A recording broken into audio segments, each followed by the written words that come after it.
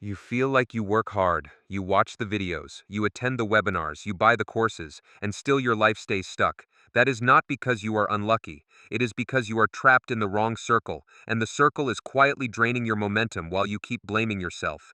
This is not financial advice. This is financial education. I want you to listen closely, because in 2026 the harsh truth is getting harder to ignore. The people around you do not just influence your mood, they influence your decisions, your risk tolerance, your spending habits, and your willingness to try again after failure. And if you keep choosing the same kind of people, you will keep getting the same kind of outcomes. No mystery, no romance, just math. Let's start with the simplest version of what you were never taught. Your financial future is not built by motivation, it is built by behavior, and behavior comes from thinking. Thinking does not appear out of nowhere like a movie montage. Thinking is trained, it is conditioned, it is borrowed, and the most powerful training system in your life is the environment you are constantly exposed to, the people you call friends, the people you date, the communities you hang out in at night, the people who get access to your doubts before you get access to your goals. In the late 2010s and early 2020s, everyone loved the fantasy that effort alone would lift you. You worked hard, you learned the skill, you hustled, and success would show up like a reward. But in 2026, that fantasy is breaking in real time, because artificial intelligence is removing the middle jobs that used to absorb ambitious people. Employers are not hiring potential anymore, they are buying outcomes. And AI can produce outcomes faster than most humans can produce excuses. So the question becomes brutal. Who do you ask for advice when you are scared? Who tells you that your plan is stupid? Who laughs when you talk about entrepreneurship? Who discourages you right when you need belief the most? Because those moments do not just shape your emotions, they shape your identity. And when your identity is shaped to expect failure, failure becomes the default outcome. Now let's go deeper, because you might be thinking, I know people who are negative, but that doesn't mean they control my life. Here is where the truth gets uncomfortable. Most of the time, you do not need someone to physically stop you. They just need to change what you believe is possible. They just need to make you feel embarrassed for trying. They just need to poison your risk tolerance. Picture a 32-year-old nurse named David. He works 12-hour shifts, he comes home exhausted, and he has one dream that sounds small compared to your imagination. He wants to start a side service, something simple like helping clinics with scheduling systems, because he understands healthcare operations better than most tech consultants. He tells one of his closest friends about it over dinner. The friend smiles like a therapist. Then the friend says, "People will scam you. You are not technical enough, and you should not waste your time." David laughs it off, but later he rereads the same plan and quietly removes the most ambitious steps. He starts believing the friend's framing. He starts thinking, maybe I am naive, maybe it won't work. Then he delays again. Then the opportunity window closes, because in 2026, the window does not stay open for people who postpone. 6 months later, David sees another nurse post online about building a similar service and landing contracts. He feels angry, he feels envy, and he feels something worse, regret that he did not act faster. But here is the part nobody wants to say out loud. David did not lose because he lacked talent. He lost because the circle he trusted trained him to doubt himself when the moment demanded courage. And now I want you to answer a question without looking away. Who told you no the most in your life, and how often did you listen? Because money is not just earned, it is approved, extended, rewarded, and protected. Approval often comes from the people who are already in the places where money moves. If you want to escape poverty, you need access to a higher level of judgment. You need access to people who understand pricing, cash flow, negotiating, and risk, not just people who cheer you while giving you the wrong strategy. Here is where we start building the core argument. People who want to talk about money love to pretend it is purely rational, but poverty is not mainly an economic condition, it is a mindset that becomes a system. Poverty thinking is a set of automatic reactions. When a challenge appears, it produces a shutdown. When a new opportunity appears, it produces skepticism.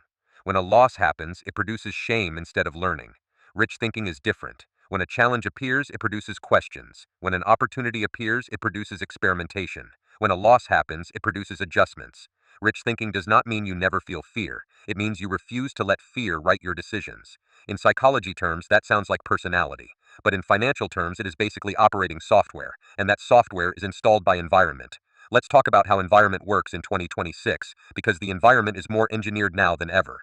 You are not just surrounded by people at work and in your neighborhood. You are surrounded by algorithms that decide what emotional content you get to consume. You scroll, you react, you believe, and the algorithm learns what kind of person you are, not what kind of person you want to become. If your feed is filled with sarcasm toward ambition, you start believing ambition is embarrassing. If your feed is filled with get-rich-quick scams and then constant outrage about scams, you start avoiding legitimate risk. If your feed is filled with people complaining about wages and housing, you start accepting the complaint as prophecy. Environment trains you into learned helplessness. And then inflation finishes the job. Official inflation numbers might make it look like the crisis is over, but purchasing power does not care what headlines you read. Since the pandemic era, the average household in many Western countries has experienced real wage damage relative to essential costs. Housing costs have detached from wages in a way that feels permanent. You can be employed and still live like you are one paycheck away from disaster. Because rent and mortgages behave like a wealth tax paid by the middle class to keep the asset owners wealthy. This is where you must understand the circle you're in. Some people talk about budgeting like it is a personal virtue. Other people talk about buying assets like it is a survival strategy. Those are not just different opinions, they are different worlds with different incentives. When you hang out with people who rent forever, you eventually internalize the belief that ownership is unrealistic. When you hang out with people who got into real estate early, you internalize that ownership is a skill and a plan. And in 2026, that difference is deadly, because the people who buy assets early can compound wealth. The people who do not buy assets remain stuck competing for jobs that AI is making less valuable. Now, I want to hit a specific mechanism, because this is not just a be around positive people message, it's about what people reward and punish. Poor circles reward comfort and punish risk. Rich circles reward risk management and punish emotional decision making. In a poor circle, if you propose a plan that might fail, you get emotional resistance, you get jokes, you get be realistic, you get vague warnings. In a rich circle, if you propose a plan that might fail, you get questions about cash reserves, timelines, and contingencies. You get constructive pushback. Not always kind, but useful. This is why people say things like, my friends tried to stop me from starting, and sometimes those friends genuinely believe they are helping you. That is the worst part. Many of them have learned poverty thinking themselves, and they are protecting you from pain they cannot handle. And here is where the story becomes truly ugly, because the real harm is not that they discourage you. The real harm is that they discourage you right before the point where you might have broken through. Remember David the nurse? After he delayed for a year, he finally tried again. He made one small attempt to launch the service. He got a couple of leads. Then one of his negative contacts called him and said, "That's not real business, it's just hustling, and you will fail." David froze. He stopped posting. He stopped following up. And the leads dried up. Then he went back to the exact same circle because it felt familiar. He did not move away from poverty thinking. He re-optimized his life to match the beliefs of the people around him. And the result was predictable. He kept working shifts. He kept complaining. He kept feeling stuck. Meanwhile, in the background, automation and AI were reducing the number of good opportunities for people who rely only on wages. So let's escalate the stakes. In 2026, the right circle is not about being around wealthy people who brag. It is about being around decision makers who understand how the game works. There are two types of circles you need to recognize. First, circles where you see results. You might not know exactly how they did it, but you can observe the outputs. They have income streams, they have projects, they negotiate, they travel, they invest, they take smart risks, they recover after setbacks. Their lives are proof that their thinking produces outcomes. Second, circles where you see the thinking even before the outcomes. These are people who are hungry for learning but serious about execution. They have discipline. They talk about numbers, not just inspiration. They ask what failed and why, instead of blaming the universe. They might not be rich yet, but they are training their minds toward rich thinking. Now, the circle you must avoid is the one that constantly shoots down ambition. It will sound like protection. It will sound like realism. It will sound like concern. But it always does the same thing. It keeps you safe from growth. It keeps you small. And it keeps you trapped inside your current income level. In Western culture, we dress this up as empathy. We call it honesty. We call it skepticism. But what it often is fear with manners. Fear of your success threatens their self-concept. If you succeed, it proves that they could have tried differently, and people hate having their worldview challenged. So why does this matter financially right now? Because the system is rewarding some behaviors while punishing others, and circles influence which behaviors you adopt. The Federal Reserve is one of the mechanisms shaping your environment, even if you never call the Fed.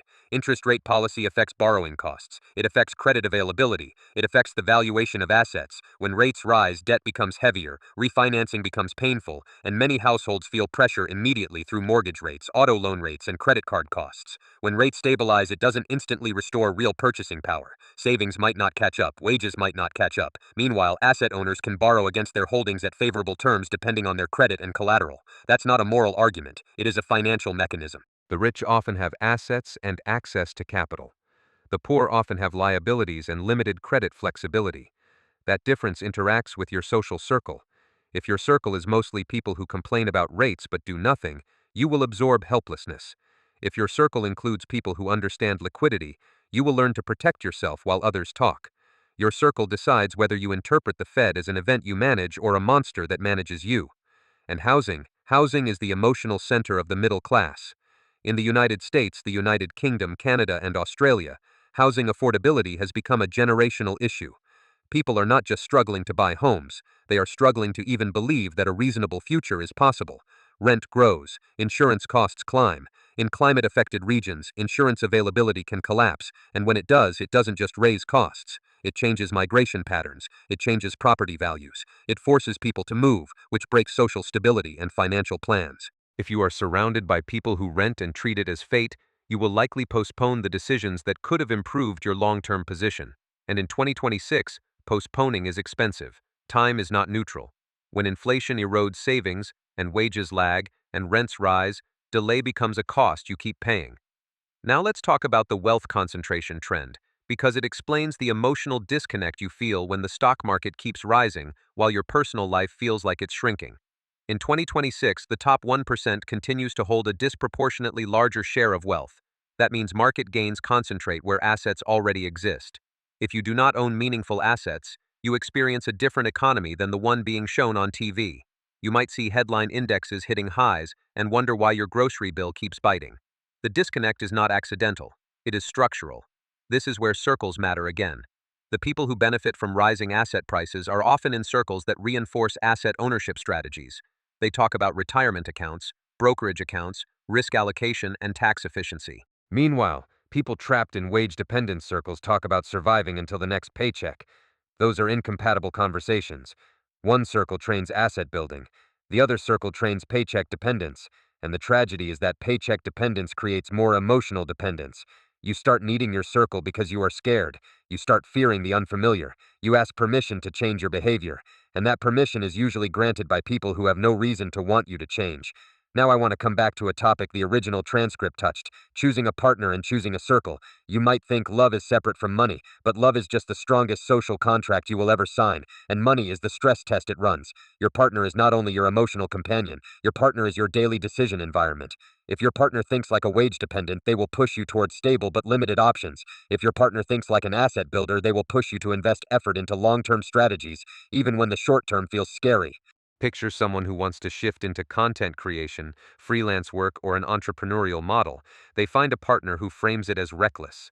The partner says, "It's not stable, it's just a hobby, you will fail." That is not just disagreement, it's sabotage disguised as protection. The person might delay, or they might quit, or they might shrink their ambition until it becomes tolerable to their partner's fear. In 2026, creator dreams are even more fragile because AI tools and automation can produce content faster than a small team can compete, and ad revenue is volatile. Many people who started content channels in the past decade are earning little or nothing now, especially when platform changes hit. The creator economy sells the dream of passive income, but for most people it is not passive. It is constant labor with uncertain payouts. So the question is not whether you can create content. The question is whether you have the right environment to treat risk as a controlled experiment instead of a disaster. Your circle and your partner can either treat experimentation like training or treat it like moral failure. And here is where darker understanding kicks in. The wrong circle does not just slow you down, it can actively reposition you away from opportunities and toward compliance. You see this in how people treat crypto. In theory, crypto was supposed to be freedom from banks. In 2026, institutional ownership and regulation have reshaped the ecosystem. Retail gets marketing, but institutions get infrastructure, custody, market making, and control. People who stayed skeptical early and those who chased hype both ended up with different outcomes depending on whether they understood the mechanics. But even here, circles dominate. A hype circle makes you chase, a paranoid circle makes you freeze, and the freezing is also an outcome. Some people say, I will never touch banks because I hate the system, but then they ignore that banks and institutions are already inside the system they claim to escape. If your friends treat crypto like religion, you will make financial decisions based on social identity, not on risk management. That is poverty thinking dressed as ideology. Now, I need you to understand a financial law that most people refuse to say out loud. Effort is not the main determinant, selection is. If you select the wrong partners, clients, or communities, you will lose time. And time is the most expensive resource in your life. Selection determines what kind of problems you face. It determines how much energy you waste. It determines whether your work is profitable or emotionally exhausting. Let's switch from friendship to work because the same principle applies when you choose customers. Many new entrepreneurs think business is about finding someone who will pay. But in reality, business is about finding someone who will pay without creating chaos. Low-quality clients ask for constant changes. They delay payments. They demand refunds. They threaten lawsuits. They drain your attention with complaints instead of buying outcomes. High-quality clients pay more, make decisions faster, communicate clearly, and respect boundaries. They are not kinder. They are simply structurally easier to work with. In 2026, this matters even more because costs are rising in many industries. Insurance costs are rising. Labor is more expensive in some roles. Shipping and compliance can be brutal. If you serve the wrong customers, you might technically have revenue, but your net profitability becomes a mirage. Your bank account stays stressed while you feel like you are working hard. That hard work is then used by your negative circle as proof that entrepreneurship is impossible. So how do you protect yourself? You screen, you set standards, you filter. You choose your environment on purpose instead of hoping it accidentally improves. But screening is uncomfortable for people trained in poverty thinking. Poverty thinking wants approval. Poverty thinking fears conflict. Poverty thinking avoids turning people away. Meanwhile, rich thinking understands that saying no is a form of control. It is how you preserve energy for the decisions that matter. Now I want to bring in the idea of energy, but I'm going to make it practical. When someone constantly drags you down, you feel tired, anxious, and small. That is not mysticism, it is a feedback loop. Negative talk increases your stress hormones. Stress reduces performance. Reduced performance leads to more mistakes. More mistakes lead to more blame. More blame leads to more avoidance. That avoidance becomes a habit. That habit becomes identity. And identity becomes destiny. You are not lazy, you are not stupid, you were just never given the real playbook. You were taught to value belonging over excellence. You were taught to keep the peace instead of building the future. You were taught that discomfort is a sign you are doing something wrong. And here is the controlled anger part. They knew. They always knew. And they let it happen anyway. Your environment was not designed for your success. It was designed for stability. For some people, stability means they benefit from you staying predictable. If you are predictable, they can rely on you.